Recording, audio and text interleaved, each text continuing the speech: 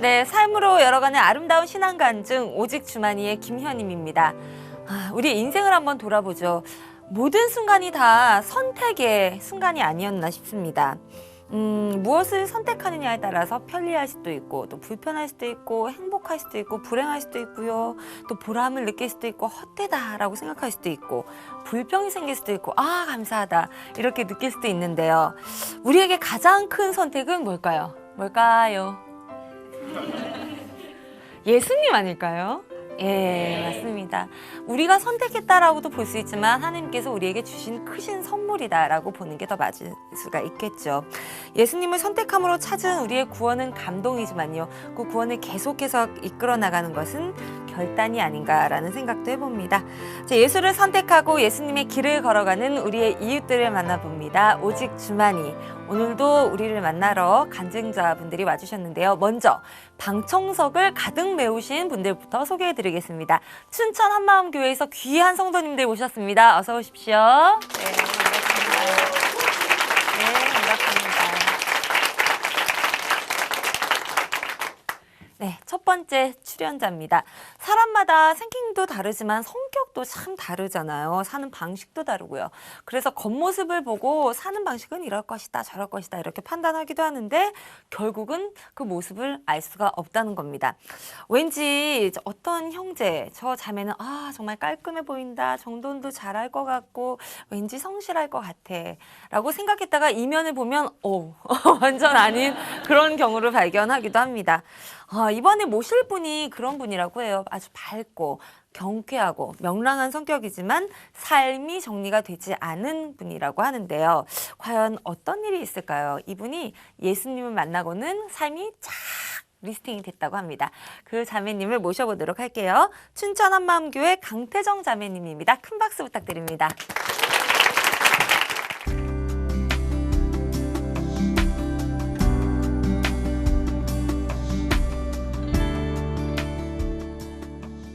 안녕하세요. 저는 춘천 한마음교회 강태정입니다. 저는 지금 춘천교육대학교 2학년에 재학 중이고요. 모태신앙이었지만 혼미한 가운데 정신없이 20년을 살다가 부활하신 예수님을 만나 맑고 산뜻한 삶을 살게 된 간증을 나누려고 합니다. 저는 지금까지 살면서 가장 많이 들은 말이 바로 정신없는 강태정이었어요. 평소에 대인관계가 원만하고 성격이 밝아서 주변 분들께서는 저희 부모님께 딸이 밝게 커서 참 좋으시겠어요. 이런 말씀들 많이 하셨는데요. 그럴 때마다 저희 부모님께서는 뼈아픈 한마디 던지셨습니다. 한번 같이 살아보세요. 이 한마디에 모든 것을 함축하셨어요. 저는 정말 정신이 없었어요. 제 주변 친구들과 식구들은 제 물건, 제 숙제, 제 할 일, 제 생활의 전반을 챙겨주느라 저 대신 바빴습니다. 이런 저를 잘 아셨던 저희 아빠께서는 주변 분들을 만날 때마다 제 머리를 이렇게 꾹꾹 누르시면서 얘는 많이 눌러줘야 돼. 아무리 눌러도 잔디처럼 또 붕 뜨니까 계속 눌러줘야 돼. 이렇게 당부하며 다니셨어요. 항상 정신없고 기분이 공중에 붕붕 뜨다 보니까 갔던 곳에 우산이나 휴대전화를 놓고 다니는 건 기본이었고요. 책가방을 버스에 놓고 내리고는 다음날 아침 학교에 갈 때야 알아차리기도 했어요. 하루는 그날 준비가 좀 늦어서 급하게 콜택시를 불러서 학교를 갔는데 학교가 조용한 거예요. 교실도 조용하고요. 혹시 농수업 갔나? 하고 음악실에 딱 가는데 거기도 잠겨 있었어요. 알고 보니 놀토였고 저 혼자 학교에 온 거였습니다. 텅 빈 운동장을 쓸쓸히 걸어오면서 정말 그렇더라고요. 그런가 하면 어느 날은 방학 때라 집에서 실컷 자고 있는데 출근하신 엄마께 전화가 왔어요. 다급한 목소리로 너 지금 어디니? 하셔서 집에서 자고 있다고 했더니 놀라시면서 오늘이 개학날이라고 하시는 거예요. 뒤늦게 허겁지겁 준비해서 학교를 갔는데 아이들은 집에 가려고 가방을 싸고 있었어요. 선생님이 아주 황당해 하시더라고요. 저는 항상 제가 지나간 자리에 달팽이처럼 저의 흔적을 남기고 다녔는데요. 제가 지나간 곳에는 제가 쓰고 치우지 않은 쓰레기, 먹고 치우지 않은 음식, 특히 아침에 학교에 갈 때는 제가 벗어놓은 옷들이 뱀의 허물처럼 그대로 보존이 되어 있었어요. 그래서 동생들에게 정말 원성이 자자했습니다. 최고봉은 저의 방이었는데요. 저는 지금까지 살면서 수많은 집을 방문해 보았지만 제 방보다 더러웠던 방을 본 적이 없어요. 물건을 치우지 않아서 어지러운 건 기본이었고요. 책상 위에는 이불이 올라가 있고 침대 위에는 책과 옷들이 수북했지만 자는데 아무런 지장을 느끼지 못했어요. 음식을 먹고 난 쓰레기는 방 한 구석에서 그대로 썩어갔고 제 옷장은 이미 옷장으로서의 기능을 상실한 지 오래였어요. 옷장 옆에는 제가 한 번 입고 벗어놓은 옷들이 산더미처럼 수북이 쌓여 있었어요. 가끔 곰팡이도 피었어요. 방이 이렇게 더러우면은 방문이라도 잘 닫고 다니면 좋잖아요. 근데 제가 정신이 없으니까 방문도 안 닫고 활짝 열어놓고 있었어요. 그래서 저희 집에 오시는 분들은 다들 제 방을 보시고는 기절 초풍하셨습니다. 1년에 두세 차례씩 저희 집에 오시던 할머니는 제 방을 치우시다가 항상 몸져 누우셨고 이런 할머니를 보시며 고모는 너는 내 딸이었으면 벌써 반은 죽었어 이러셨어요. 제 생활이 이렇다 보니 제가 주변에서 신뢰를 많이 잃었어요. 하루는 고모께서 외부로 1박 2일 출장을 나가셔서 초등학교 2학년, 4학년 돌봐줄 아이들을 찾고 계셨는데요. 사람을 찾고 계셨는데요. 제가 집도 가깝고 하니까 고모 제가 돌봐드릴게요 이랬어요. 그랬더니 고모께서 괜찮아 네가 우리 집에 오면은 우리 집이 다 어질러져서 안 돼. 우리 애들이 아침에 너 깨워서 학교 보내는 게 더 힘들어. 너나 잘하세요. 이렇게 제가 거절을 당했습니다. 20살에요.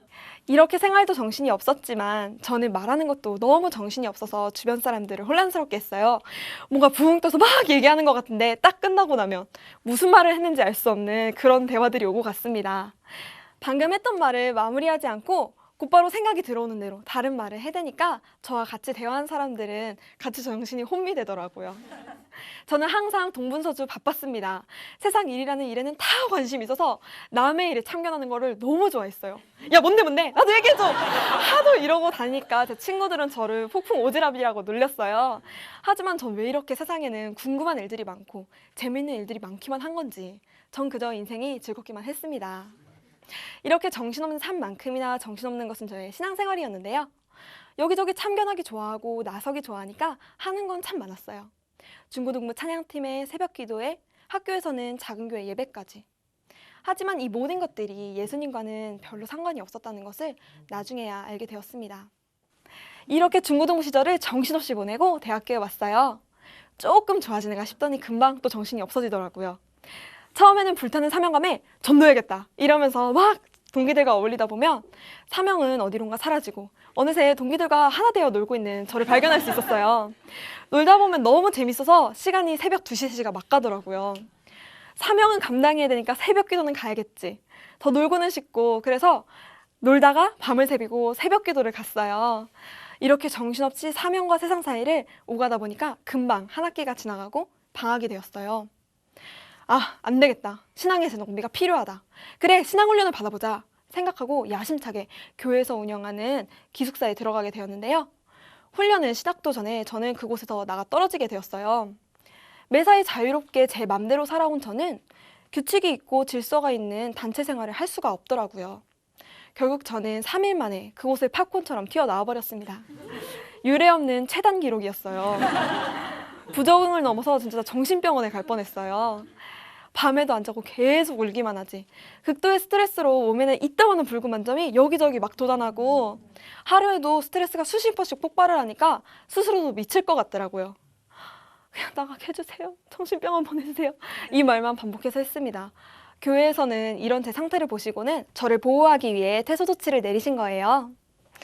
아빠가 기숙사에 오셔서 채 풀지도 않은 짐을 그대로 싸서 집으로 가는 길에 어색한 침묵만이 흘렀습니다. 집에 와서 딱 누웠는데 이게 뭔가 싶고 참 모든 것이 허무하더라고요. 사실 저희 아빠는 저희 교회에서 중직을 맡고 계신 분이었고 교회 기숙사도 직접 맡아서 운영도 하시던 분이었거든요. 근데 그런 분의 딸인 제가 그곳의 생활에서 못 견디고 나왔다는 것이 저에게 꽤 충격적이더라고요. 나한테 무슨 문제가 있나? 처음으로 제 신앙에 위기감이 들었고 제 자신을 차분히 돌아보게 되었어요. 여러 생각은 들었지만 쉽게 답은 나오지 않더라고요. 그래서 일단 이 모든 상황을 하나님께 여쭤봐야겠다는 생각이 들어서 그때부터 하나님을 찾았는데 하나님이 안 보였습니다. 이상했어요. 막상 실제적으로 문제가 생겨서 이 문제를 들고 가서 맡길 하나님을 찾아야 되는데 하나님도 예수님도 뿌옇고 막연하고 선명하지가 않은 거예요. 그때 처음으로 제 신앙의 실상을 보게 되었는데요. 내가 그동안 뿌옇고 막연한 대상을 믿고 있었다는 것을 알게 되었어요. 내가 지금까지 뭘 믿은 거지? 그때부터 제 일생일대에 중대하고 진지한 고민이 시작되었어요. 예수님을 직접 만나야겠다. 꼭 만나고 싶었어요. 그때부터 낮은 마음으로 찾고 또 찾았어요. 새벽 기도에 나와서 한마디도 하지 않은 날도 많았고, 그냥 울기만 하다가 집으로 돌아간 날도 많았어요. 집에서는 물밀듯이 밀려오는 생각이 감당이 안 되니까 잠을 많이 잤고요. 한 손에는 휴지를 들고 울면서 춘천 시내를 누비면서 아직은 뿌옇기만 한 하나님께 제 속에 있는 이야기를 다 했어요. 처음으로 하나님께 있는 모습 그대로 나갔던 것 같아요. 그동안은 하나님에 대한 별 고민도 없이 교회 선생님들과 말씀으로 교제를 하고 또 기도하는 행위 자체에 만족하고 있었는데요. 이때는 정말 내가 할 수 있는 것이 아무것도 없으니까 온전히 전능자의 도우심만 구하게 되더라고요. 나를 찾는 자는 반드시 만나리라는 그 약속의 말씀 하나 붙들고 엎드렸어요. 정말 낮은 마음이 되더라고요. 그렇게 눈물로 고민하는 시간을 보내며 제 문제의 윤곽이 서서히 드러나기 시작했어요. 훈련의 문제도 아니었고 말씀을 읽고 안 읽고도 아니었어요. 저는 한 번도 예수님 자체를 만나지 못한 것이었어요. 예수님과 성경 말씀 그리고 신앙생활 전반에 대해서 잘 알고 있었고 그렇게 살려고 노력도 했고 실천도 했지만 정작 전 예수님과의 인격적인 관계가 전혀 없었던 거예요. 사실은 이분 자체에는 별로 관심이 없었다는 것을 알게 되었고 제가 한 번도 이분을 만난 적이 없다는 것을 알게 되었어요. 나중에 예수님을 만나면 예수님이 너는 누구니? 하시겠더라고요. 더욱 간절해지고 고민이 되었어요. 그 무렵 교회 선생님께서 사복음서를 읽어보라고 권면해 주셔서 읽는데 교과서 읽듯이 내용 중심으로 읽던 이전과는 다르게 보이더라고요. 성경을 읽으면서 예수님이 보였어요. 예수님의 말씀, 예수님의 행동을 통해서 이분의 인격이 보이는데 야, 너무 좋은 분이시더라고요. 가늠한 여인을 대하시는 예수님을 보면서 이분이 나도 있는 모습 그대로 받아주시겠구나. 영원히 목마르지 않는 생수를 주겠다고 하신 예수님을 보면서 내가 이분만 만나면 살겠구나. 이게 보였어요. 그런데 여전히 만날 수는 없었어요. 그냥 성경 속에 계신 예수님이었어요. 너무 만나고 싶은데 방법을 모르겠으니까 정말 답답하더라고요. 그렇게 찾고 찾으며 고민하며 말씀을 읽던 중 드디어 한 말씀이 제 마음에 들어왔습니다. 로마서 11장 36절 말씀이었는데요. 이는 만물이 주에게서 나오고 주로 말미암고 주께로 돌아감이라 라는 말씀이었어요. 만물이 어떤 분으로부터 나와서 어떤 분으로 말미암고 결국은 어떤 분께로 돌아간다고? 충격이었어요. 그럼 나도 지금 이 상황도 어떤 분으로부터 나와서 어떤 분으로 말미암고 있고 결국은 어떤 분께로 돌아간다는 거네. 제 시선이 이 만물의 근원인 절대자에게로 딱 향하는 순간 저는 알 수 있었어요. 이 절대주권자가 바로 부활하신 예수님이라는 사실을요. 그 순간 알게 된 것은 그럼 나는 이분의 피조물이라는 사실이었어요.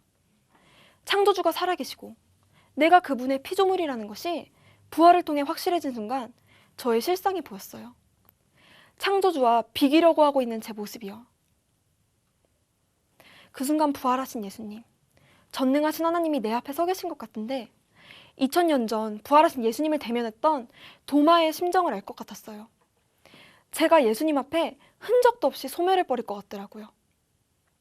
제 자신이 그렇게 작은 존재였는지도 처음 알았고 예수님이 그렇게 크신 분인지도 정말 처음 알았어요. 그런데 저는 이 티끌만한 자의 주인이 되기 위해 오신 분을 무시하고 감히 제 멋대로 살았더라고요. 그분은 결코 피조물에게 멸시천대를 받을 수 있는 분이 아니었어요. 만물의 주관자 하나님이었어요. 창조주 하나님이 살아 계신다면 그분의 피조물인 나는 그분을 위해 지어진 존재임이 너무나 마땅했어요. 그리고 그렇게 사는 게 너무나 당연했어요. 평생 하나님만 사랑하고 경배하는 것이 너무나 마땅했어요. 그런데 정작 예수님은 사랑해서 오셨더라고요. 섬김을 받으려고 오신 게 아니라 섬겨주고 사랑해서 죽어주려고 오셨더라고요. 나의 주인이 되기 위해서 이 땅에 오셔서 죽으시고 부활한 전능자 앞에 나는 무엇을 하고 있던 건지. 저는 제가 스스로의 주인 되어서 하나님과 상관없이 살았을 뿐만 아니라 이런 나를 위해 이 땅에 오신 예수님까지도 무시했던 거예요. 그러면서도 교회에서 배운 지식으로 하나님 머리 끝까지 올라서 하나님과 비교보려고 했던 저는 말 그대로 회칠한 무덤이었어요. 남들이 보기에는 번듯한 신자 같았지만 그 마음 안을 들여다보면 예수님은 없고 내가 좋아하는 세상의 것들로 가득 차 있었어요. 하나님께서 이 실상이 바로 독사의 새끼, 바리새인, 진노의 자녀, 하나님의 원수라고 하시는데 할 말이 없었어요. 제가 바로 예수님을 버린 지옥 갈 죄인이었어요. 즉시로 내가 주인되어 있던 인생의 왕 자리에서 내려올 수밖에 없었어요. 마땅합니다, 주님. 잘못했습니다. 이 자리는 제 자리가 아닙니다. 주님의 자리입니다. 지금까지 살려주셔서 감사합니다. 너무나 감사했습니다. 예수님께서는 이런 저의 주인이 되시기 위해서 지금껏 참고 기다리셨던 거예요. 그 후로는 더 이상 나의 것을 주장할 수 없었어요. 하나님 앞에 나라는 말이 나오지가 않았어요. 아니, 꺼낼 필요가 없더라고요. 제가 예수님 안에 그냥 들어가 버렸더라고요. 십자가에서 죽고 부활하신 분이 어떤 분인지를 알게 되니까 어떻게 창조주 하나님이 이 작은 나를 바라보시는가, 그 은혜가 너무 크고, 이런 나의 주인이 되어주시는 은혜가 너무 크고, 그냥 하나님과 내가 한 문장 안에 함께 들어간다는 것 자체가 은혜고 감격이었습니다. 전능자를 만나 굴복된 후에는 모든 것이 변했어요. 마음이 차분해지니까 외모, 성격, 말투 모든 것이 차분해졌어요. 그리고 제 마음에는 복잡한 세상의 일들과 사람들이 아닌 부활하신 예수님, 나의 창조주 하나님만 경외하고 사랑하는 마음으로 가득 차게 되었어요. 예수님의 사랑 안에 거하니까 마음이 너무 자유하더라고요. 진리가 너희를 자유케 하리라 하신 말씀이 이거였구나 싶었어요. 주 예수와 동행하니까 그 어디나 하늘나라였어요. 하늘나라는 결코 더럽거나 정신없지 않더라고요. 예수님을 주인으로 모시고 집에 딱 왔는데 제 방이 완전 돼지울인 거예요. 세상에 누구 방이 이렇게 더러워? 이러면서 다 치웠어요. 그 다음 날인가 이모께서 오셔서 제 방을 보시고는 누가 오셨다 가셨냐고 하시는 거예요. 20년 만에 처음 보는 풍경에 깜짝 놀라셨나 봐요. 그렇게 제 마음에 예수님이 오시니 제 방도 제 마음도 단번에 깨끗해졌고요. 이제는 모든 것들이 제 자리를 찾았어요. 제 방을 자신 있게 공개할 수 있습니다. 이렇게 제 삶이 변한 것을 보고 주변에서도 신뢰가 많이 회복되었어요. 덕분에 학교에서는 합주부장 분과장을 맡고 있고요. 고모도 이제는 믿고 아이들을 맡겨주시고요. 얼마 전에는 이모를 대신해서 사촌 동생의 부모 참여 수업까지 다녀오는 영예도 안았습니다. 이렇게 부활하신 예수님을 만나서 삶이 변하니까 내가 왜 그동안 정신이 없이 아무 생각 없이 기분의 공중이 붕 떠서 살았는지 알 수 있었어요. 제게는 보이는 세상이 전부였기 때문이었어요. 지식으로 들어서 하나님이 계시고 천국이 있다는 건 알고 있었지만 실제로 저는 보이는 것만을 믿었기 때문에 보이는 대로 정신없이 움직였던 것이었어요. 그런데 이 모든 것의 근원이신 예수님을 만나니까요. 그 어떤 것으로도 누를 수 없던 저의 붕붕 떴던 마음이 창조주 하나님의 무게로 지그시 눌러주시는데 제가 그대로 피조물의 자리로 내려가게 되었습니다. 참으로 감사했어요. 삶의 변화도 중요했지만 제게 그 무엇보다도 감격적이었던 것은 신앙생활 20년 만에 하나님과의 관계가 열린 것이었어요. 하나님께서는 저를 있는 모습 그대로 받아주셨어요. 제가 제 인격이 이분 앞에 좀 더 성숙되고 나오라 하지 않으셨고 제가 이분 앞에 좀 더 나은 모습으로 나오기를 바라지도 않으셨어요. 그냥 있는 모습 그대로 나오라 하시고 그 모습 그대로 저의 주인이 되어주시더니 너무나 인격적으로 말씀을 통해 예수님 안에 있는 보아들을 하나하나 꺼내 보여주시는데 너무 놀랍더라고요. 세상이 줄 수 없는 자유, 세상이 줄 수 없는 기쁨, 세상이 줄 수 없는 사랑, 예수님 안에만 있었어요. 예수님 안에 거하니까요. 마음이 너무 자유하고요. 아버지의 품은 저의 모든 것을 품어버릴 만큼 너무나 크고 넓었어요. 아버지 사랑 안에 저는 참 자유를 얻었고 이것으로 충분했어요. 이 사랑의 관계가 너무 사모가 되니까 하나님께 이렇게 기도했어요. 하나님, 하나님의 신실한 친구가 되고 싶습니다. 하나님의 가장 친한 친구가 되고 싶습니다. 다른 것은 필요 없습니다. 그러자 하나님의 친구였던 모세가 생각났어요. 모세가 하나님께 자기 이름을 생명책에서 지워서라도 이스라엘 백성들의 죄를 용서해달라고 기도했잖아요. 처음에는 잘 이해가 되지 않았는데 기도하다 보니까 하나님께서 이 기도를 너무 기뻐하셨다는 것을 알 수가 있었어요. 하나님께서는 지금도 하나님을 떠나 살고 있는 수많은 영혼들을 너무나 기다리고 계셨어요. 그 한 영혼 한 영혼의 주인이 되어주시기 위해서 예수님께서 오셔서 죽으시고 부활하셨잖아요. 모든 영혼이 구원을 얻기를 원하시는 하나님의 마음을 알게 되니 저도 이 소원을 함께 품게 되었어요. 제가 만나는 모든 영혼들을 끝까지 품고 기도하며 복음을 증거하는 일, 이것이 제가 주 예수님께 받은 사명이에요. 지금은 춘천교대에서 동역자들과 함께 전도하고 제자 삼는 일에 올인하고 있습니다. 또 정신이 없어서 살 수 없었던 교회 기숙사에도 돌아왔어요. 부활하신 예수님을 만나니까 신앙 훈련을 받는 태도도 삶도 완전히 달라졌어요. 지금은 교회 공동체와 함께 기쁘게 표대를 향해 달려가고 있습니다. 정신없이 살던 저를 부활하신 예수님을 만나 차분한 가운데 갈 곳을 준비하는 인생을 살게 해주신 하나님께 이 모든 영광을 돌려드립니다. 감사합니다.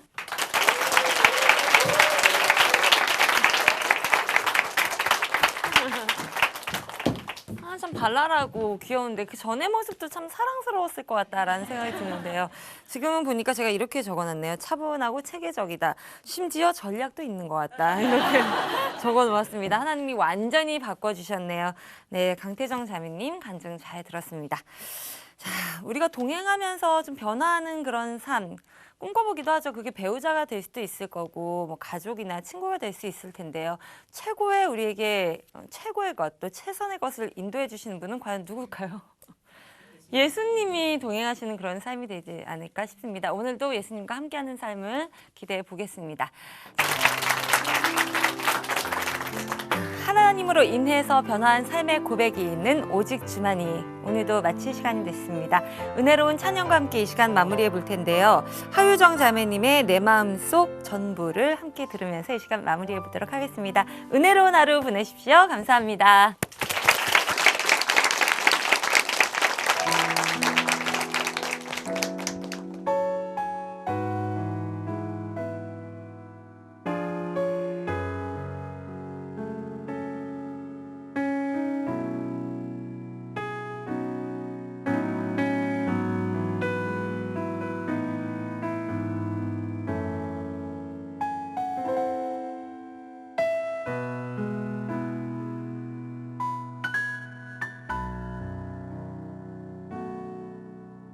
내 마음속 전부를 다시는 주님, 나 당신께 숨길 것 하나 없네.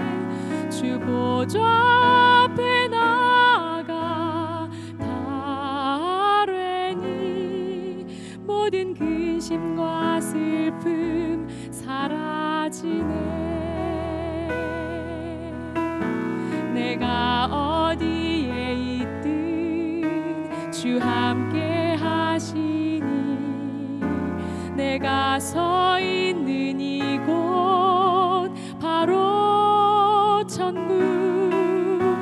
주 보좌 앞에 나가 나 절하니 주의 은혜와 사랑 넘쳐나네. 주 내 맘에 늘 계시고 나 주 안에 늘 거하니 그 놀라운 사랑, 그 사랑 앞에 나 나가 목소리 높여 찬양 드리네.